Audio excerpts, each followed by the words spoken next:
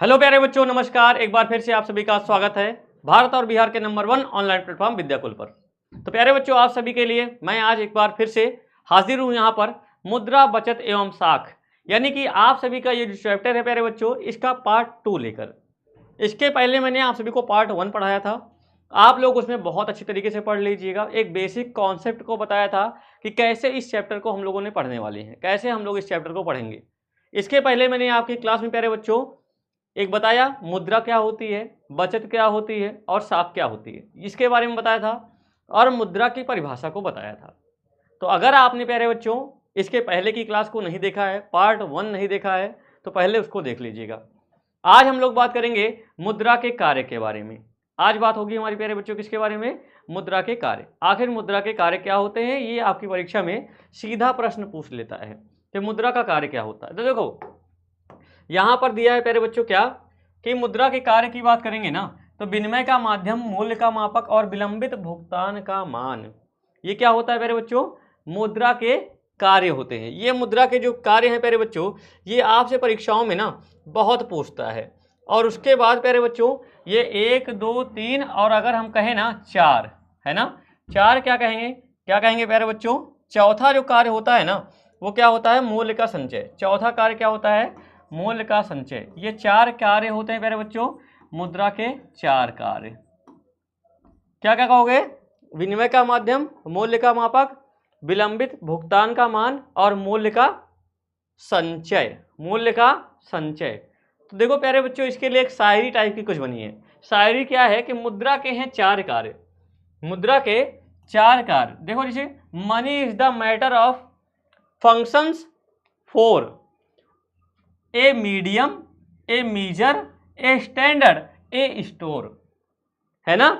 ये क्या है प्यारे बच्चों? ये चारों कार्यों को आप याद रख सकते हो। हिंदी में बात करेंगे अगर इसकी हम, हिंदी में क्या कहेंगे? हिंदी में कहते हैं कि मुद्रा के हैं 4 कार्य महान। मुद्रा के हैं 4 कार्य महान, माध्यम, मापन, संचय और भुगतान। ये 4 कार्य होते हैं मुद्रा के। और ये चारों कार्यों से आपसे परीक्षा में प्रश्न पूछता है कि मुद्रा के 4 कार्यों के बारे में बताइए। तो क्या होता है? माध्यम, मापन, संचय और भुगतान। तो प्यारे बच्चों, इसके बारे में ना हम लोग जो है जानेंगे कि आखिर ये होता क्या है। तो सबसे पहले लिखा है विनिमय का माध्यम। सबसे पहले मुद्रा का कार्य क्या लिखा हुआ है? विनिमय का माध्यम।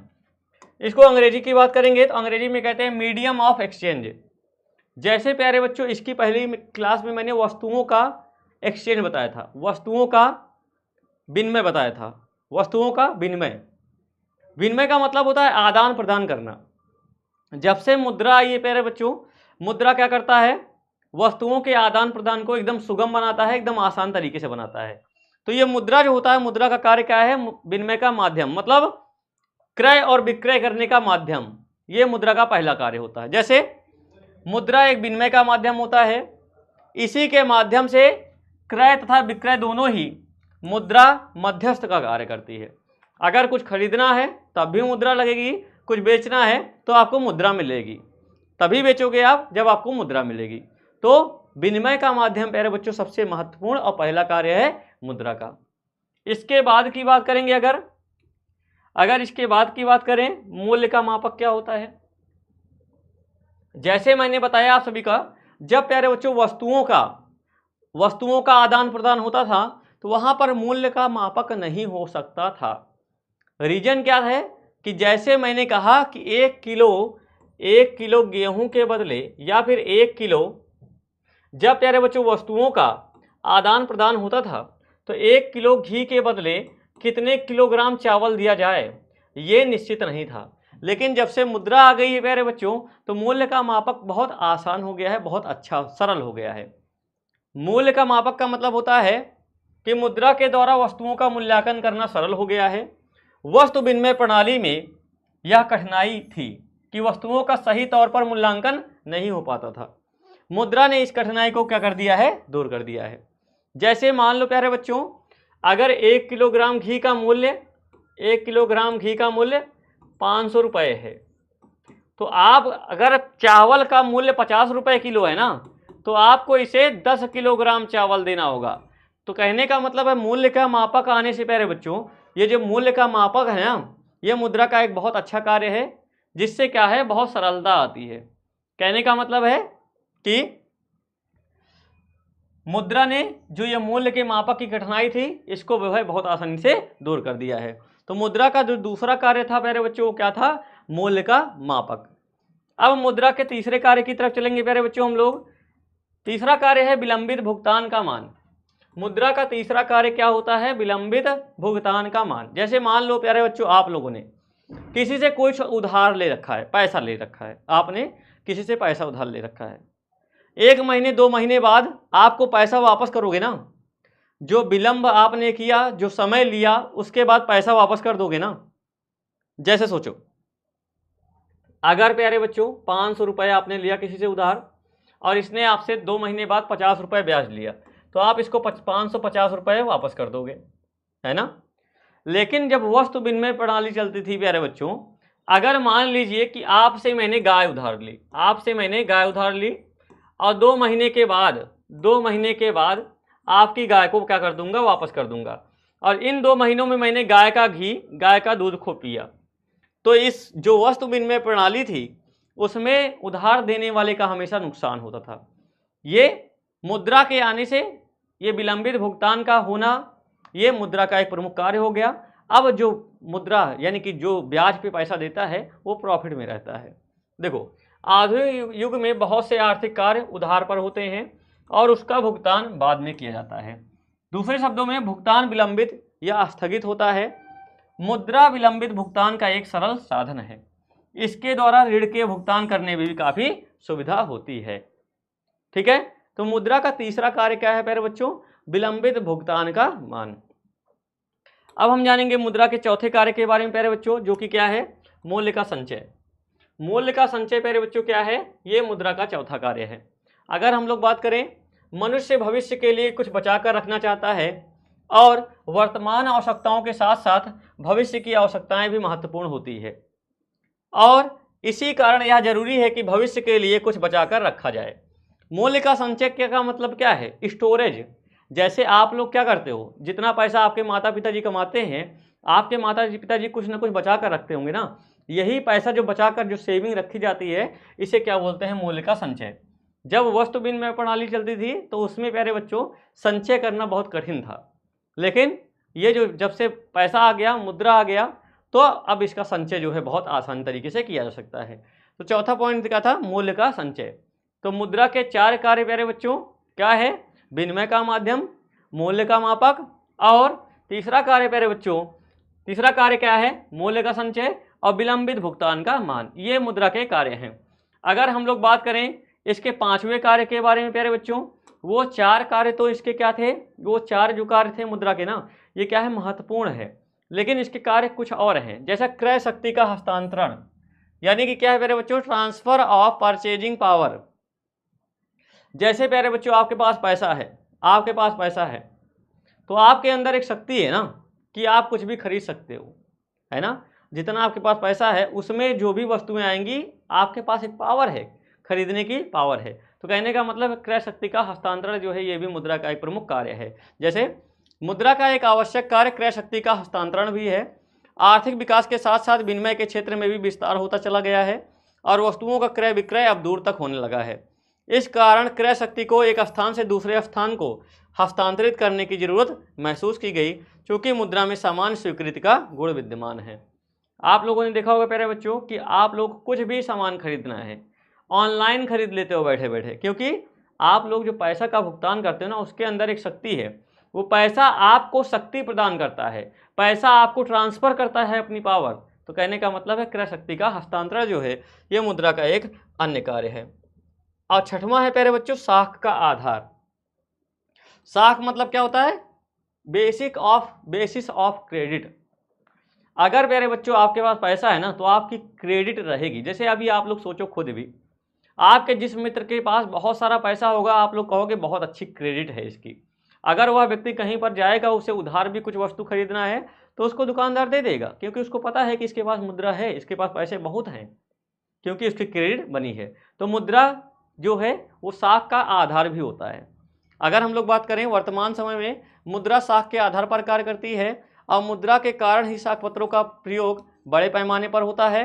जैसे बिना मुद्रा के साख पत्र, जैसे चेक जो होता है प्यारे बच्चों क्या है, अगर एक चेक आया, चेक, मैं चेक पर सिग्नेचर करूंगा आपके नाम का, अगर मुझे आपको चेक देना है तो मैं आपका नाम लिखूंगा, अपनी सिग्नेचर करूंगा, आप उस पत्र को, पैसा नहीं, पत्र को लेकर जाओगे बैंक में, बैंक में जब चेक दोगे तो वो देखेगा किसके नाम का चेक है, किसने दिया है, उसकी साख अच्छी है, इसका मतलब इसीलिए ये क्या कहलाता है, साख पत्र। ड्राफ्ट, हुंडी आदि प्रचलन में नहीं रह सकते।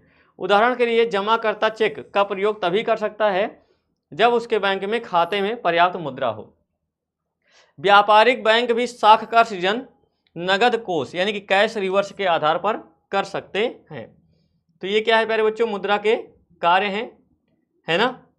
अगर हम लोग बात करेंगे कि मुद्रा होती क्या है, ये मैंने आप सभी को बताया था प्यारे बच्चों। आपको पता है कि हार्टले विदर्स, अगर आपसे प्रश्न पूछेगा ना मुद्रा क्या होती है, अगर ये प्रश्न पूछ लिया तो आप लोग क्या बताओगे, मुद्रा। तो प्यारे बच्चों हार्टले विदर्स ने कहा था, क्या क्या कहा इन्होंने, कि मुद्रा वह होती है जो मुद्रा का कार्य करती है, मुद्रा वह होती है जो मुद्रा का कार्य करती है, जो मुद्रा का कार्य करती है, मुद्रा वह होती है जो मुद्रा का कार्य करती है। ये किसने कहा था, हार्टले विदर्स ने कहा था, ठीक है। हाँ, अगर हम लोग बात करेंगे प्यारे बच्चों किसकी, अगर हम लोग बात करेंगे मुद्रा के विकास का, मुद्रा के विकास की बात करेंगे तो मुद्रा का विकास कैसे हुआ। सबसे पहले मतलब जैसे अभी आप लोग हो, आप लोग धीरे धीरे डेवलप कर रहे हो प्यारे बच्चों, आप लोग भी कक्षा 1 में थे, 2 में थे, 4, 5, 6, 7, 8, 9, आज 10 में पहुंच गए, इसका मतलब आपका विकास हुआ। ऐसे ही मुद्रा का विकास कैसे हुआ, तो सबसे पहले वस्तु विनिमय चल रहा था, आप सभी को पता है। सबसे पहले प्रणाली क्या आई थी प्यारे बच्चों, वस्तु विनिमय की प्रणाली, जहाँ पर आप लोग एक वस्तु को देकर दूसरी वस्तु प्राप्त करते थे, कोई दूसरी वस्तु को देकर तीसरी वस्तु प्राप्त करते थे। जहाँ पर वस्तुओं का आदान प्रदान होता था वहाँ पर हम लोग बोलते थे वस्तु विनिमय प्रणाली। अगर हम लोग बात करें प्यारे बच्चों, फिर आई वस्तु मुद्रा, इसके बाद आया वस्तु मुद्रा। कहने का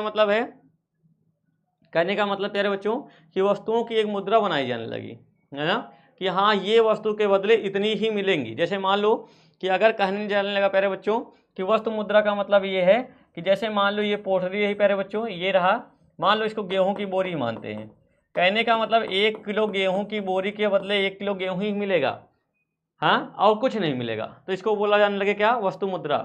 उसके बाद इसके बाद आया धात्विक मुद्रा। क्या आया, धातु की मुद्रा, मतलब सोने और चांदी की मुद्रा का प्रचलन हुआ, सोने और चांदी की मुद्रा का क्या हुआ प्यारे बच्चों, प्रचलन हुआ। उसके बाद क्या आने लगे, सिक्के आने लगे।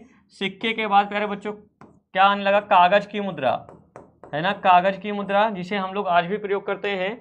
और साख पत्र यानी कि प्यारे बच्चों जिसे क्रेडिट मनी बोलते हैं, जैसे क्रेडिट कार्ड वगैरह, ये सभी क्या हैं, ये ऐसे ही इस तरीके से जो है क्या हुआ था, मुद्रा का विकास हुआ था। अगर हम लोग बात करें प्यारे बच्चों किसकी,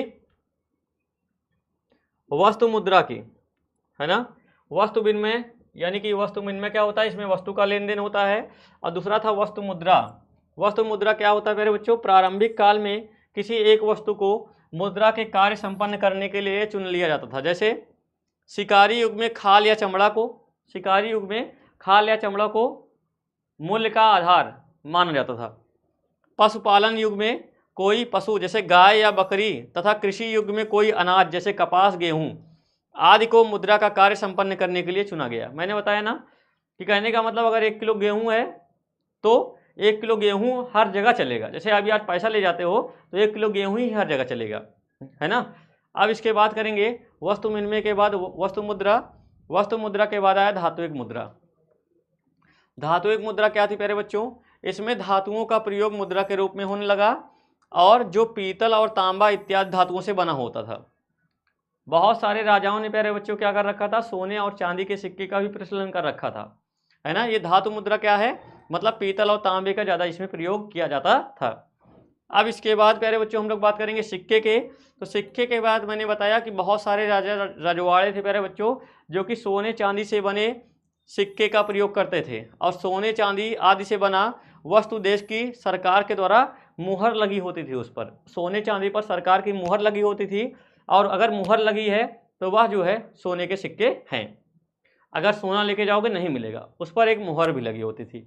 तो सिक्के का प्रचलन हुआ जहाँ पर सोने चांदी की मुद्रा का बनने लगी। उसके बाद प्यारे बच्चों आता है पत्र मुद्रा। पत्र मुद्रा में क्या होता है, सिक्का मुद्रा में भी कुछ दोष थे, इन्हें एक स्थान से दूसरे स्थान ले जाने में काफ़ी कठिनाई होती थी, इसीलिए पत्र मुद्रा का चलन हुआ। अभी इतना सिक्का दे दिया जाए प्यारे बच्चों, आप सभी को रखोगे ना, पैंट में रखोगे, पैंट नीचे गिर जाएगी, है ना, क्योंकि इसको एक स्थान से दूसरे स्थान पर ले जाना थोड़ा सा कठिन था। इसी कठिनाई को दूर करने के लिए पत्र मुद्रा का चलन हुआ। जैसे अगर हम लोग बात करें वर्तमान समय में विश्व के प्रायः सभी देशों में पत्र मुद्रा का ही चलन है। देश की सरकार तथा केंद्रीय बैंक के द्वारा जो कागज़ का नोट जारी किया जाता है उसे हम लोग क्या बोलते हैं प्यारे बच्चों, पत्र मुद्रा ही बोलते हैं। ठीक है, अब हम लोग जानेंगे प्यारे बच्चों किसके बारे में, अब हम लोग जानेंगे साख मुद्रा के बारे में।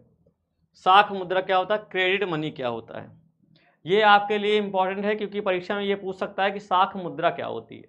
देखो, आर्थिक विकास के साथ साथ साख मुद्रा का भी उपयोग होने लगा। आधुनिक समय में चेक, हुंडी आदि विभिन्न प्रकार के साख पत्र मुद्रा का कार्य करते हैं, इनको साख मुद्रा कहा जाता है। ये आपको हुंडी नहीं समझ में आ रहा होगा, कई बच्चे समझ रहे सर हुंडी क्या होती है। हुंडी प्यारे बच्चों ना ऐसे एक तरह का प्रतिज्ञा पत्र होता है, ऐसे करके एक प्रतिज्ञा पत्र होता है। क्या होता है, प्रतिज्ञा पत्र होता है, और आप इस पर लिखोगे खुद से, ऐसे लिखा रहेगा, मैं धारक को यानी कि सुरेश कुमार को 5,000 रुपये देने का वचन देता हूँ। ठीक है, ऐसे ही रहेगा, इसे बोल रहे हैं हुंडी। और प्यारे बच्चों आप लोग ले जाओगे बैंक में ले जाओगे तो आपको पैसा मिल जाएगा, जैसे चेक होता है वैसे ही हुंडी होता है। और अंतर्राष्ट्रीय लेन देन अधिकांश रूप में साख मुद्रा के द्वारा होता है। देश के आंतरिक व्यापार में भी धातु या पत्र मुद्रा की अपेक्षा चेक तथा हुंडी आदि साख पत्रों का अधिक उपयोग हो रहा है। तो साख पत्र के बारे में भी आपने जान लिया मेरे बच्चों, साख पत्र क्या होते हैं। अब हम लोग जानेंगे किसके बारे में, प्लास्टिक मुद्रा के बारे में। प्लास्टिक मुद्रा क्या होता है, तो प्लास्टिक मुद्रा में आप लोग एटीएम को देखते हो प्यारे बच्चों। एटीएम का मतलब क्या होता है, ऑटोमेटिक टेलर मशीन। देखो यहाँ पर ऑटोमेटिक लिखा हुआ है, ऑटोमेटेड बोलते हैं इसे, क्या बोलते हैं, automated teller machine, automated teller machine बोलते हैं इसे। ठीक है, और प्यारे बच्चों ये क्या होता है, इसे बोलते हैं हम लोग स्वचालित टेलर मशीन भी बोलते हैं। ये भी क्या होता है प्यारे बच्चों, एक प्लास्टिक का कार्ड दिया जाता है आप सभी को, और आपके बैंक में जो भी धनराशि होती है आप लोग उसको एटीएम के माध्यम से निकाल सकते हो, है ना, और 24 घंटे ये सेवा उपलब्ध होती है, बैंक के द्वारा ये आपको सुविधा दी गई होती है। अब इसके बाद प्यारे बच्चों क्रेडिट कार्ड के बारे में देखेंगे। क्रेडिट कार्ड प्यारे बच्चों ये भी एक प्लास्टिक मुद्रा होती है, और इसमें क्या होता है, इसमें बैंक आपकी साख के आधार पर आपको कुछ रुपया उधार देती है, आपकी गुडविल के आधार पर, आपकी साख के आधार पर आपको बैंक पैसा देती है कुछ उधार स्वरूप में। आप उस पैसे का यूज कर सकते हो, और यूज करने के बाद एक निश्चित समयावधि के अंतर्गत आपको वापस भी करना होता है बैंक को। तो इसे क्या बोलते हैं, क्रेडिट कार्ड प्यारे बच्चों। और ये क्रेडिट कार्ड भी क्या है, एक साख मुद्रा है, हाँ प्लास्टिक मुद्रा है। क्रेडिट कार्ड भी प्लास्टिक मुद्रा का एक रूप है, जैसे visa card, master card, American express, ये सभी क्या हैं प्यारे बच्चों, क्रेडिट कार्ड के उदाहरण हैं। ठीक है, मैंने आप सभी को बताया इसमें क्या होता है, ग्राहक को प्यारे बच्चों बैंक जो है उधार स्वरूप पैसा देती है, और बाद में ग्राहक को वापस भी करना होता है। अब हम जानेंगे मुद्रा के आर्थिक महत्व को, मुद्रा का आखिर महत्व क्या होता है। ठीक है, तो आधुनिक अर्थव्यवस्था में मुद्रा का काफ़ी महत्व है। यदि मुद्रा को वर्तमान समाज से हटा दिया जाए तो हमारी सारी आर्थिक व्यवस्था ध्वस्त हो जाएगी। यदि मुद्रा न होती तो विश्व के विभिन्न देशों में इतनी आर्थिक प्रगति कभी भी संभव ही नहीं थी। जो आज एक दूसरे को देश पिछाड़ना चाहते हैं, अगर मुद्रा न होती प्यारे बच्चों तो यहाँ पर ऐसा कुछ संभावना न बनती। अगर हम लोग बात करें, चाहे पूंजीवादी अर्थव्यवस्था हो, चाहे समाजवादी अर्थव्यवस्था हो, हर जगहों पर प्यारे बच्चों मुद्रा का अपना एक महत्व है। जैसे इन्होंने कहा था यहाँ पर ट्रेस्कॉट महोदय प्यारे बच्चों, इन्होंने कहा कि यदि मुद्रा हमारी अर्थव्यवस्था का हृदय नहीं है तो रक्त स्रोत अवश्य है। यदि मुद्रा हमारे दिल का मतलब हमारा हृदय नहीं है ना, तो ये क्या है, रक्त स्रोत है। और प्रोफेसर मार्शल ने, प्यारे बच्चों, प्रोफेसर मार्शल ने कहा कि मुद्रा वह धुरी है जिसके चारों तरफ संपूर्ण आर्थिक विज्ञान चक्कर लगाता है। ये इंपॉर्टेंट है, दोनों पंक्ति, दोनों लाइन प्यारे बच्चों आप लोगों के लिए इंपॉर्टेंट है कि प्रोफेसर मार्शल ने कहा कि मुद्रा वह धुरी है जिसके वो चारों तरफ संपूर्ण आर्थिक विज्ञान चक्कर लगाता है। अब प्यारे बच्चों हम लोग जानेंगे क्या, मुद्रा से लाभ क्या होता है। तो मुद्रा से लाभ के बारे में, मुद्रा से उपभोक्ता को भी लाभ होता है, मुद्रा से उत्पादक को लाभ होता है, मुद्रा और साख होता है। वस्तु विनिमय की प्रणाली में कठिनाइयों का निराकरण किया इसने, मतलब उसकी कठिनाइयों को दूर किया। मुद्रा और पूंजी की तरलता होती है, मुद्रा और पूंजी की गतिशीलता होती है, और मुद्रा और पूंजी का निर्माण होता है। मुद्रा बड़े पैमाने पर उद्योग फैलाती है, और मुद्रा और आर्थिक प्रगति होता है, मुद्रा और सामाजिक कल्याण भी होता है। अब इसके बाद जो है हम लोग जानेंगे प्यारे बच्चों बचत क्या होता है ना। बचत प्यारे बच्चों, जब भी बचत की बात किया जाएगा तो आय में से व्यय को घटा दिया जाएगा तो आ जाएगा बचत, ठीक है। बचत को भी प्यारे बच्चों हम लोग दो तरीके से कहते हैं। कुछ वस्तुएं ऐसी होती हैं जिनका हम क्षणिक या तत्काल उपभोग करते हैं, उन्हें बोलते हैं चालू वस्तुएं। देखो वस्तुओं को भी दो भागों में बांटा गया है। देखो समाज की कुल आय को वस्तुओं और सेवाओं पर खर्च किया जाता है, और जो वस्तुएं होती हैं इसमें चालू वस्तुएं होती हैं, और जो तुरंत खत्म हो जाएं, यूज करने पर तुरंत खत्म हो जाएं, उसे बोलते हैं चालू वस्तुएं। और कुछ वस्तुएं ऐसी होती हैं जो उत्पादन के कार्य में प्रयोग की जाती हैं, जैसे मशीन वगैरह जो होती है प्यारे बच्चों लॉन्ग टर्म है। लेकिन अगर मैं कह दूं कि अगर आपसे मशीन से ब्रेड बन रहा है, ब्रेड तो खत्म हो जाएगा, खराब हो जाएगा, खाओगे खत्म हो जाएगा, ठीक है। अब हम लोग क्या कहेंगे प्यारे बच्चों, इसे बोलते हैं टिकाऊ वस्तु। और अब हम लोग बात करेंगे बचत। बचत कितने प्रकार से होता है, तो बचत दो प्रकार से होता है, एक नगद बचत, एक वस्तु संचय। नगद बचत का मतलब होता है प्यारे बच्चों, आपकी आय 50,000 रुपये है और आपने कैश इसको 20,000 रुपये 30,000 रुपये खर्च किया, 30,000 रुपये खर्च कर दिया, आपका कैश बचा 20,000 रुपये, आपने इसको सेव कर लिया, इसे बोलते हैं नगद बचत। और वस्तु संचय का मतलब क्या होता है कि जैसे मान लीजिए प्यारे बच्चों, जब हम लोग बड़ी बड़ी बचत कैसे करते हैं, वस्तुओं के माध्यम से, वस्तुओं के माध्यम से जब वस्तुओं का संचय करेंगे ना, जब वस्तुओं का संचय करेंगे तो उसे बोलेंगे सेविंग इन गुड्स। जब वस्तुओं का संचय करेंगे तो उसे बोलेंगे सेविंग इन गुड्स, ठीक है। अब हम लोग जानेंगे प्यारे बच्चों साख क्या होता है। साख का मतलब होता है प्यारे बच्चों गुडविल। साख का अर्थ होता है विश्वास या भरोसा। जिस व्यक्ति पर जितना अधिक विश्वास भरोसा किया जाता है उसकी साख उतनी ही अधिक होती है। अर्थशास्त्र में प्यारे बच्चों साख का मतलब ऋण लौटाने या भुगतान करने की क्षमता में विश्वास रखने से होता है। साख का अर्थ क्या होता है, ऋण लौटा सकता है। साख का मतलब होता है कि जो व्यक्ति ऋण लौटा सकता है उसे बोलते हैं उसकी साख बहुत अच्छी है, ठीक है। अगर हम लोग बात करें प्यारे बच्चों कि जो साख होता है ना, साख एक ऐसा विनिमय कार्य है जो एक निश्चित अवधि के बाद भुगतान करने के बाद पूरा हो जाता है। प्यारे बच्चों जैसे अगर मेरी साख बहुत अच्छी है, इसका मतलब है कि बैंक जो है मुझे विश्वास कर रही है कि अब ये जो धन लिया है ना ये व्यक्ति वापस कर देगा। जिसकी साख अच्छी होगी उसी को लोन भी मिलेगा। अगर हम लोग बात करें, साख में दो पक्ष होते हैं, एक ऋणदाता होता है और एक लेने वाला होता है। एक ऋणदाता होता है और एक लेने वाला होता है। अगर बात करेंगे इसमें प्यारे बच्चों कि जो साख होता है ना, साख के आधार पर ही प्यारे बच्चों एक पत्र होता है जिसे हम लोग जानते हैं साख पत्र के नाम से। तो साख पत्र से हमारा मतलब उन साधनों से है जिनका उपयोग साख मुद्रा के रूप में किया जाता है। साख पत्र के आधार पर साख या ऋण का आदान प्रदान होता है। वे वस्तुओं और सेवाओं के क्रय विक्रय में विनिमय के माध्यम का कार्य करते हैं। अतः साख पत्र ठीक मुद्रा की तरह कार्य करते हैं।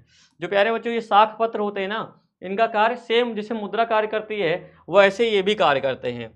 अगर हम लोग साख पत्रों की बात करेंगे तो साख पत्र होते हैं प्यारे बच्चों चेक भी साख पत्र होता है, विनिमय बिल, बैंक ड्राफ्ट, हुंडी, ये सभी क्या होते हैं प्यारे बच्चों, साख पत्र होते हैं।